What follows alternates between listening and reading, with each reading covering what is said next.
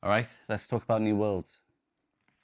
Picked up a bunch of these at Oxfam recently for a surprisingly reasonable price. If you know Oxfam, you know they're not always known for that. I read New Worlds Quarterly 1, and this is the first science fiction anthology I've read where I enjoyed most of the stories. Now, you wouldn't have thought that would be such a high bar, but it really is. Check out those names. I've been getting really into the core new wave over the past couple of years. Tom Disch, M. John Harrison, J.G. Ballard. So you wouldn't have thought I would be surprised to enjoy most of the stories in this anthology, but I'd been put off because about a year ago I read this, Dangerous Visions 3. Cythera put out the first Dangerous Visions in 3 volumes. So it's the third part of the first Dangerous Visions, basically. And I hated this. I was so disappointed. Don't get me wrong, there are a couple of stories in this that are good. The Sam Delany story and the J.G. Ballard. The Delany story was I and Gommorah. And the J.G. Ballard story is The Recognition. I remember I and Gommorah blowing me away. It's about people working in space having to be engineered to be sexless in order to do their work. But people on Earth, not all people, there are some people on Earth that are attracted to them sexually, that fetishize their sexlessness. You get the impression that these spacemen don't get paid very much, and so when they're coming down to Earth, they are half jokingly on the lookout for these people so they can try and make a bit of extra money. And the way Delany depicts the awkward encounters where someone's maybe giving you the eye and then you're talking around the subject, and even after you go back to their place, there's this weird imbalance of motives. Is amazing. And it has some clear connotations for the gay experience in the mid-20th century America. And I know cruising was a big influence on Delany's work. I am really interested in reading his non-science fiction, non-fiction, I think, like Times Square Red, Times Square Blue. That sounds really good. Sean McTiernan on SF Ultra has bigged up that stuff a lot, and I have come to trust his opinion. So part of what I liked about that Delany story is it felt like that something you get a lot with usually very good science fiction is a metaphor or an allegory that maps up to some element of human experience, but it doesn't fit it perfectly. There's some strange element to it which is always trying to jump away from the thing it's commenting on. And I love that structure. It's incredibly thought-provoking, right? Because if you have a metaphor or an allegory that's too obvious, that the dot to dot, it joins up perfectly, as soon as you recognize it, your thinking shuts down. You're just going to think, oh, I get it, and then stop thinking entirely. Whereas if you have this slightly imperfect allegory, I mean, all allegories are imperfect anyway, but if it's got an intentionally strange element that doesn't fit into the slot, then you have to keep working it out. You're constantly thinking it through. And as a result, you end up thinking about the entire thing more deeply than you may have done otherwise. I think Delany is very good at that. I read Babel 17, which I liked. It didn't, I liked how out there it was in terms of, I guess, tropes. I mean, no one is ever going to beat the wacky, eclectic ship crew of Babel 17. That will forever hold the trophy, I think. And its ideas about language were interesting. I haven't read too much of his other stuff, but I've read a couple of his short stories in his Drift Glass collection.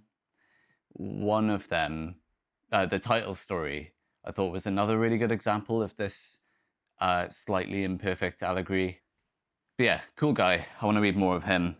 And the Ballad story, The Recognition, that was Weird Circus Comes to Town, very Robert Aikman, weird fiction vibes. I do like that Harlan Ellison is like, dangerous visions.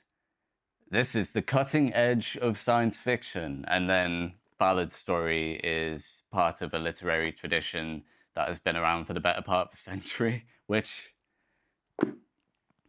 that's fine. I love weird fiction, so I'm into it. And of course, weird fiction is constantly in dialogue with science fiction, including the new wave, particularly with, say, M. John Harrison, which resurfaces in the new weird again in the 2000s. But while I liked those two stories, the vast majority of this book was bad, I think.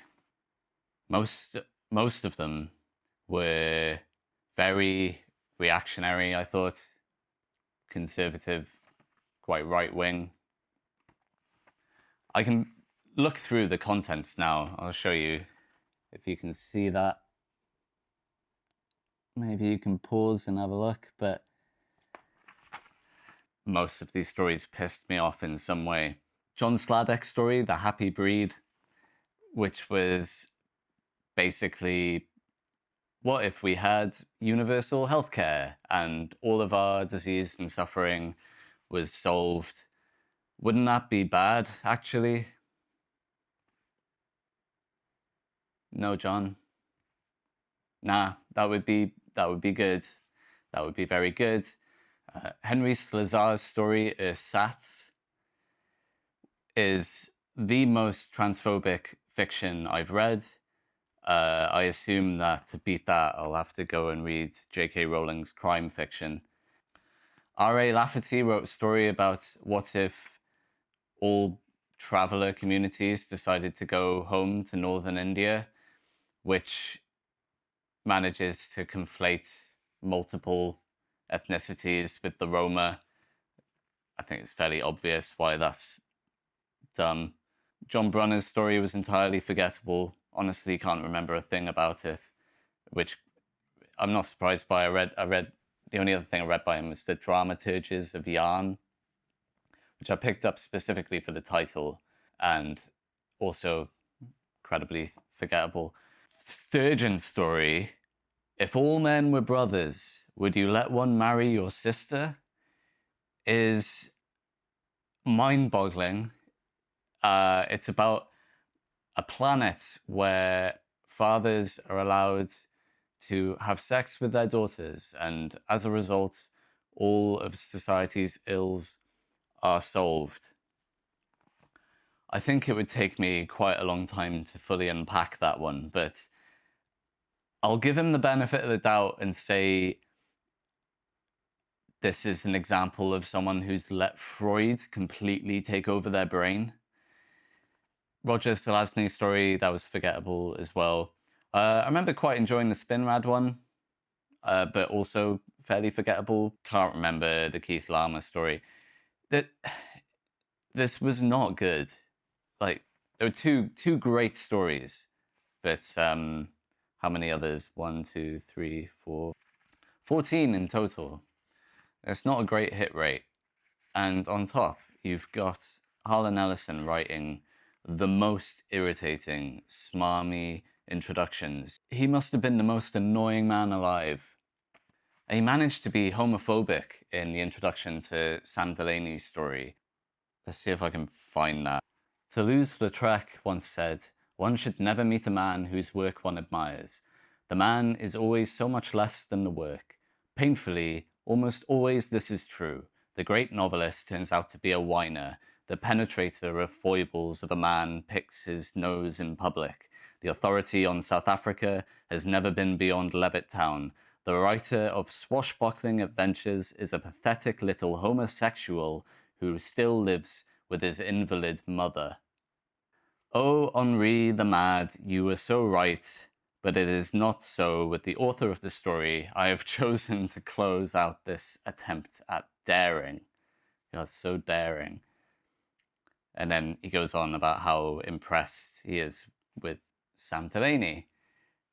I assume he has no idea he's gay. This guy has no class. I'm so put off reading his fiction by this.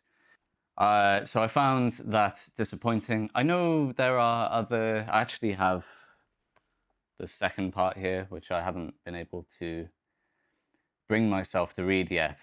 Philip K. Dick, Larry Niven, Fritz Lieber, Joel Hensley, Paul Anderson, David R. Bunch, two from David R. Bunch, James Cross, Carol Emschwiller, Damon Knight. I feel like this might be a bit better. David Bunch is meant to be really good, and their Modern stories. I feel like Fritz Lieber is an alright guy. I've got that impression. Joanna Russ liked him. I feel like that's a good measure of a person. And Philip K. Dick is usually good, although occasionally he can slip into the gammon territory. I read a story by him once about abortion being legalized post-natal, and I've got no time for that. I got no time for stories like that. This lazy dystopia, right? This any change is bad, no matter what. And I get it. I think part of the broader new wave was reacting against the relentless optimism of John Campbell, the human superiority and colonization tropes, and that stuff is usually boring, often offensive in its ideology, I think, considering all of the crimes that have been done under that kind of mentality. But yeah, so maybe I'll read this. I will read this at some other point. But I was let down by Dangerous Visions 3 for the most part. I wanted to read New Worlds to get the British side of the new wave. I mean, I say British, I feel like half the authors are still American. But it was the British publication and Dangerous Visions with the American anthology that followed. Some of the same authors appear, like J.G. Ballard. I think Tom Disch turns up in the next Dangerous Visions anthology. Again, Dangerous Visions. Interestingly, J.G. Ballard's original submission to Dangerous Visions was the assassination of JFK as a downhill motor race, which I haven't read, but it sounds good. He was mad at Ellison for not including it and called Ellison a coward, but Ellison denied it. He denied ever having seen it and said one of his sub-editors must have brushed it under the rug before it got to him. But everything I've read about Ellison makes me think he was a pathological liar, so I don't believe his story for a moment. So yeah, maybe not so Dangerous Visions after all. I thought when I saw these New Worlds quarterlies, I thought I'd give this a go instead. Maybe it was different on the other side of the pond. I was a little bit reticent and starting to think that maybe the early days of the new wave were characterized by this reactionary, libertarian, right-wing, lazy dystopia. But that's not really the case. There's a bit of that in here, but it's mostly very, very good. Also, look at these covers. They're beautiful. It's uncredited. I did a quick search online. Apparently it's Richard Powers. I really like this abstract surrealism. It's a really nice choice for a science fiction anthology. This is number 4. Really beautiful little objects, although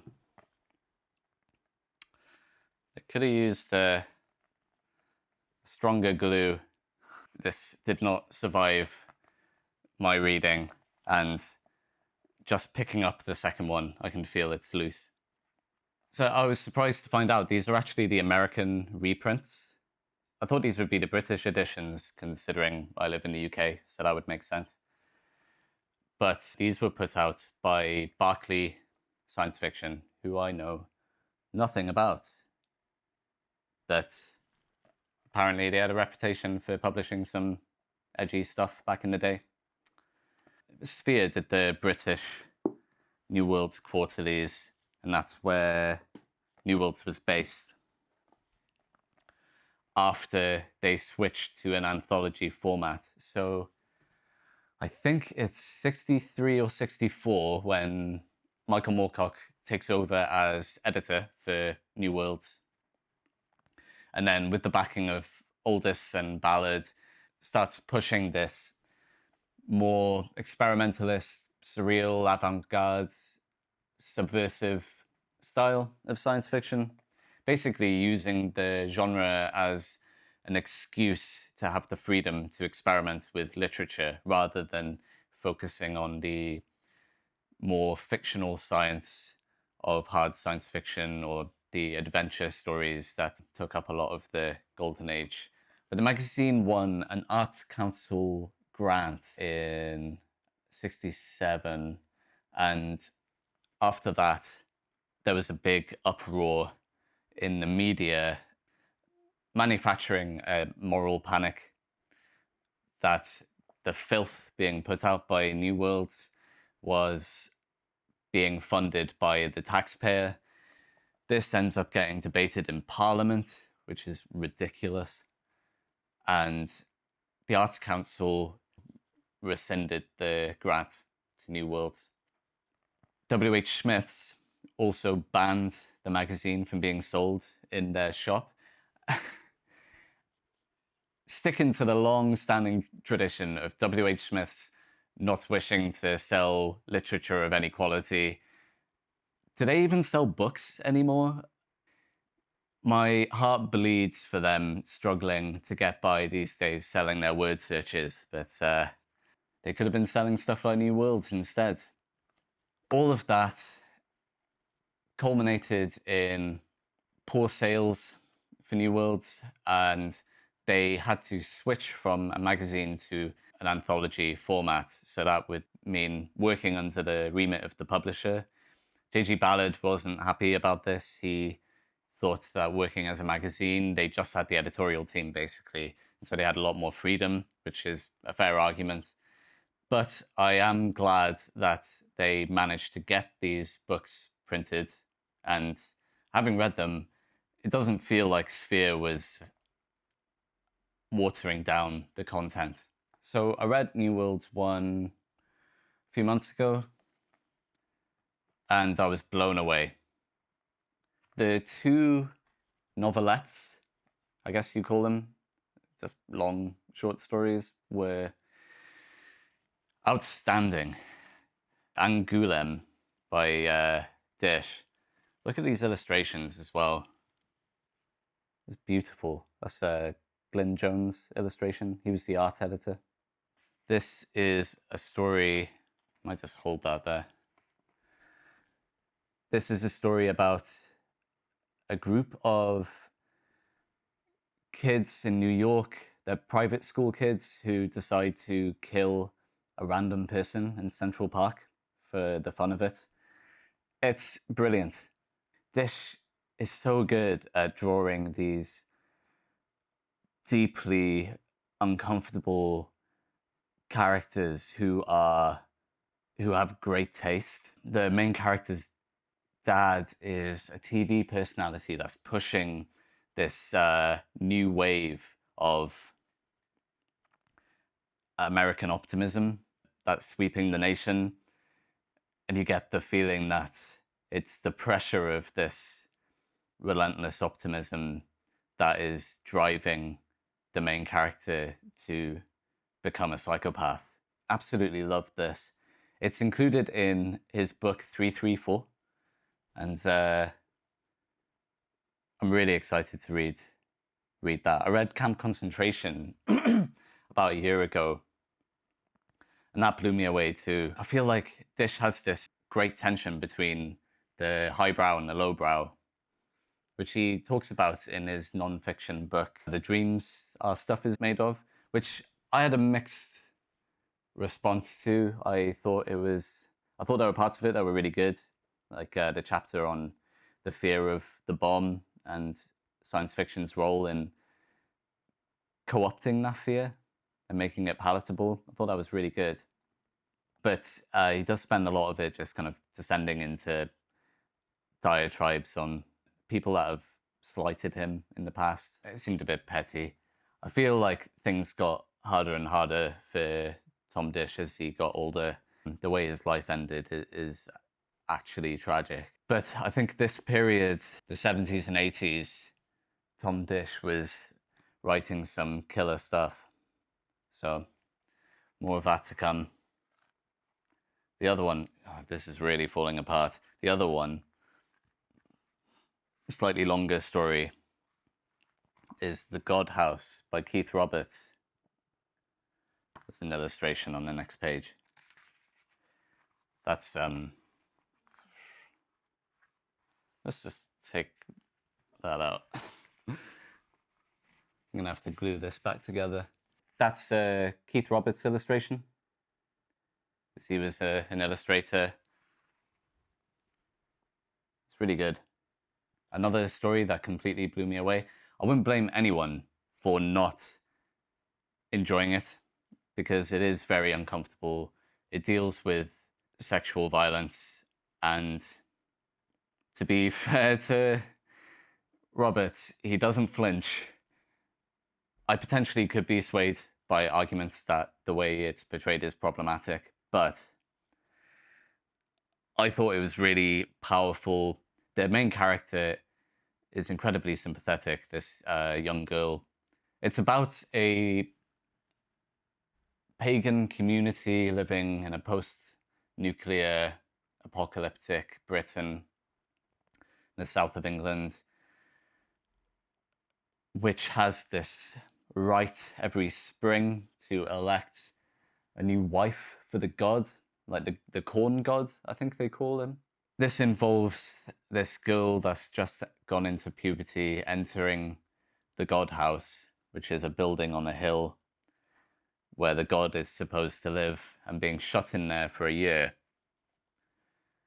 And the main character has a friend that goes through it, who's really excited to be a part of it, and then she comes out, she's clearly traumatized, and she won't talk about anything. Through the need to know what happened to her friend, she pushes to make sure she is the next godwife. I feel like this story is about how institutionalized abuse will come back to annihilate a society. And I think that's done really well. It reminded me of Tanith Lee, both the writing and the themes. Tanith Lee is another person who will look at abuse head on and will often write stories that portray something with a little bit of ambiguity. Once you demonize something, you can file it away and you don't need to think about it anymore. It's like an overly simple allegory, right? I think it's a shame that Tanith Lee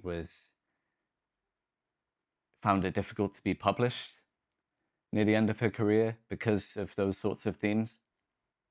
I don't think we should shy away from content like that. No one's forcing anyone to read it. As long as it's insightful in some way and powerful, and not purely lascivious, say, or pornographic, which I feel like are insults thrown at that sort of art in a bit of a knee-jerk reaction. But anyway, I liked that Robert story. I thought it was amazing. It was one of those things that when I finished, I had to think about it hard to understand why it affected me so much. Yeah, incredible. And I feel like a normal science fiction anthology would maybe just have one story of that quality, like Angouleme or The God House. But not only does New World's Quarterly One have two, but it also has a bunch of other short stories that are really good. Journey Across the Crater is J.G. Ballard experimenting with the ideas he will later develop into Crash, which was really interesting to read, having read Crash. I'm not totally certain the story stands on its own merit, but it works well in conversation with Crash. The Lamia and Lord Cromis was good. It's quite early M. John Harrison. I've read much better stuff that he's written later, but I did enjoy it. Beautiful illustration there from Mervyn Peake.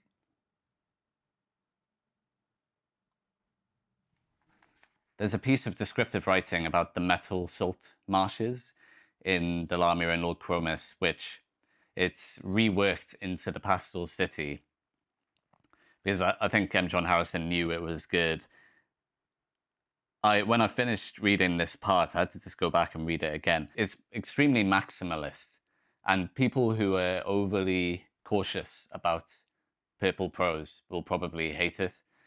I think some of the discussion about purple prose has probably gone too far. Like, there is room for quite maximalist prose.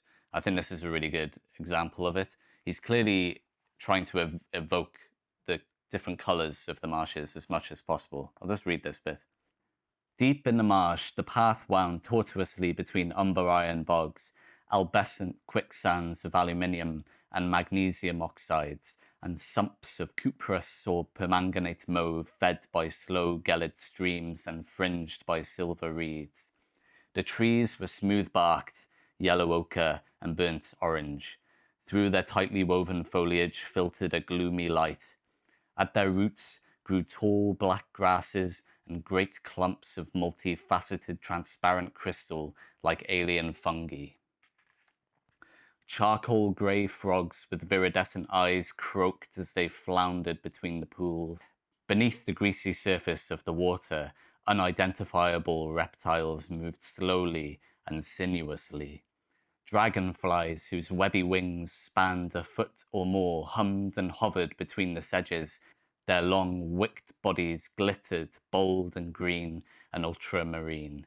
They took their prey on the wing, pouncing with an audible snap of the jaws on whining ephemera and fluttering moths of April blue and Chevrolet cerise. Just casually throw in that people in this far future society still have a colour named after a car. Next is The Day We Embarked for Cythera by Brian Aldiss.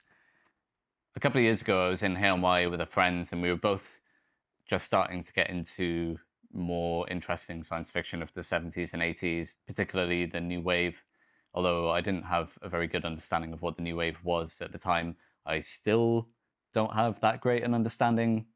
Like any term, any movement, any genre, these things are really tricky to define precisely, and they're used by different people in different ways. But I think it makes sense to talk about the core New Wave as, coming out of New Worlds and Dangerous Visions and people like Russ, Ballard, Disch, Harrison.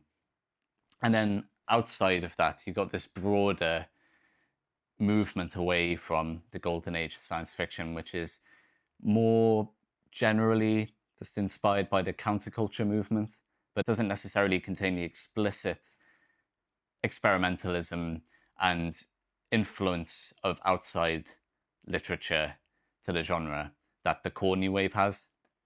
Anyway, I was in H&Y and we were looking for vintage science fiction paperbacks, and I found Greybeard by Brian Aldiss. I was like, heard of Aldiss, he's meant to be good, I'll read that. And I was bored out of my mind. I understand it's this kind of pastoral apocalypse. Maybe that's just not my thing. I feel like the God House has elements of that, which I really enjoyed. Maybe I would feel differently if I read Greybeard now. It's probably better than P.G. James's book, Children of Men, which I haven't heard anything good about. I know it was made into a great movie by Alfonso Cuarón. I think that distances itself from the source material quite a bit. Interesting that P.D. James decided to write a book about people not being able to have children in Oxford, and there's also weird stuff to do with otters. There are some fairly shady parallels between the two. But I didn't like Greybeard. I got the impression that Brian Aldiss was fairly boring. But The Day We Embarked for Cythera is really, really good. The story it's got two halves that are interlaced with each other. The first is Dandy is having a picnic. It's very kind of whimsical and offbeat, and they're having a philosophical discussion quite offhandedly about the contradictions of mankind. And that's interlaced with these insane descriptions of predatory motor vehicle-like machines roaming down an infinite world-spanning road, feasting on anything they can, cannibalizing each other. The two strands are never brought together. You're left at the end questioning how they could be connected. I thought that was amazing. So good. And changed my mind about all this. I'm gonna be chasing him down after that. Sladek story. I think does he have a couple in here? I thought Pemberley's Start Afresh Calliope was fine. I feel like he's trying too hard to be funny sometimes, and that is very much a personal thing, so mileage may vary. Yeah, it was alright. About an inventor who makes a machine that can steal people's identities. You know when something's trying too hard to be postmodern? It felt a bit like that. David read The Prisoners of Paradise. I feel like this should have been in a different collection, really. It was okay. It felt like standard fare for another magazine. I don't really have anything to say about it. A second Sladek that I cannot remember at all. So speaks for itself, but then it ends with this story from Barrington Bayley, Exit from City 5. Look at that illustration. Another beautiful illustration there. Who did that one? Brian Vickers. Never heard of Brian Vickers. I like his artwork. I liked this. It was interesting. It had the aesthetics of Golden Age, but the surreal weirdness of the New Wave. It felt like the missing link between Golden Age and New Wave. The universe is shrinking, and humanity figure out a way to send a city outside of the universe to escape it before it shrinks into nothingness.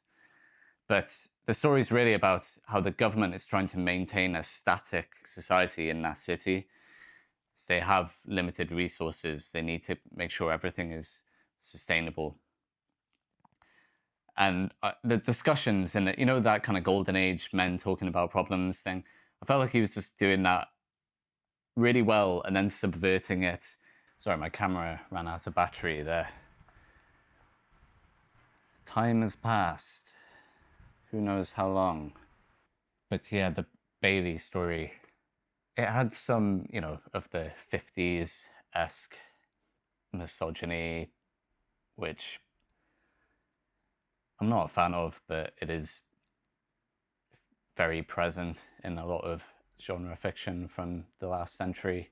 Still plenty from this century too, unfortunately. But I really enjoyed how strange the conversations got about maintaining this static society. There's a bit of a thin allegory of Soviet planned economy, but it was interesting enough that I enjoyed it.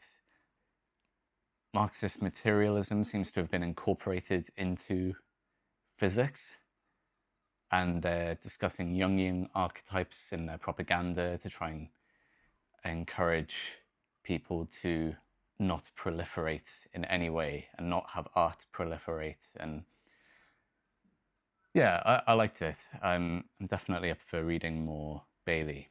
Overall, New World's Quarterly 1, very good. Angouleme and the God House were amazing. This is the new wave that I like. I was thinking for the next video I would read New World's Quarterly 2 and give my thoughts as I go through it, story by story. I was inspired by SF Ultra's incredible series on M. John Harrison. He started going through Harrison's short stories sequentially. I thought there was something really great about that structure. If you haven't heard of Sean McTiernan's podcast SF Ultra, I don't know why that would be the case if you were watching this, but if that is so, then go check it out. He's always putting himself down, but he is one of the best literary critics out there, I think, currently. I'm a big fan of how he likes to push the definition of science fiction as far as it will go. But yeah, thanks for watching. Hopefully catch you next time.